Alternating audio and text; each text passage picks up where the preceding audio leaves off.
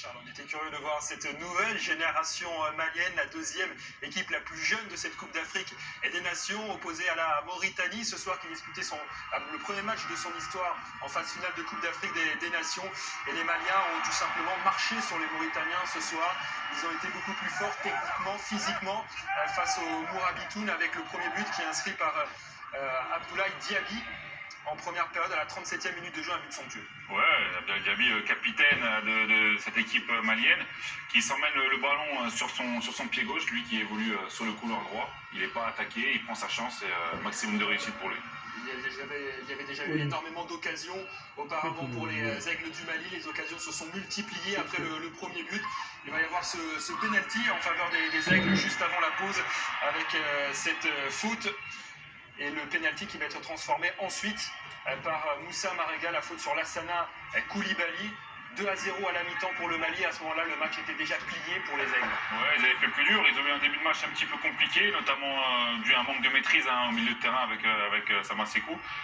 Et derrière, ils ont sorti la tête de l'eau. Ils ont eu des récupérations très hautes sur le terrain, comme ici, et ça leur a permis d'être très dangereux. L'impuissance des Mourabitoun à ce moment-là dans le match pour faire face à la puissance offensive. Il faut bien parler de ça, de puissance offensive pour le Mali ce soir. Tous les joueurs offensifs, que ce soit les milieux de terrain ou les attaquants, se sont illustrés dans ce match, avec le troisième but qui est inscrit par Adama Traoré. Ouais, il s'amène le but tout seul. Dès le départ à la récupération, il est parti pour aller frapper. Il est très vif dans ses appuis. On le voit, il élimine le Mauritanien très facilement. Et d'ailleurs, une frappe limpide du pied gauche pour l'ancien monégasque.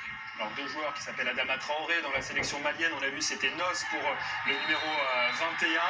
Et ensuite, on va voir un autre Adama Traoré un petit peu plus tard dans le match. Entre-temps, il y a eu cette faute dans la surface de réparation pour le Mali, faute de Mamadou Fofana sur Ismaël Diakité, pénalty transformé par El Hassen, 3-1 à la 72e minute de jeu. Finalement, c'est anecdotique. C'est le premier but de la Mauritanie en phase finale de Coupe d'Afrique des Nations. Il y a eu ce retour également de Mola Wagé. La puissance du défenseur malien qui effectue ce retour assez impressionnant. On a aussi été impressionné par vraiment la fraîcheur physique des Maliens ce soir. Ouais, c'est vrai que vous disiez avant, ils ont marché sur les Mauritaniens. Il y a plus de vivacité, plus de technique, plus de mouvement. Ça donnait un gros match de la part des Aigles.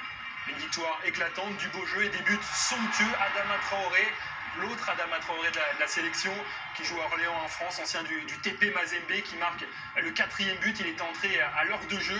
Il inscrit ce but somptueux. Il n'a joué que 55 minutes cette saison en Ligue 2 avec Orléans, donc il arrive frais pour cette Coupe d'Afrique des Nations, et ça offre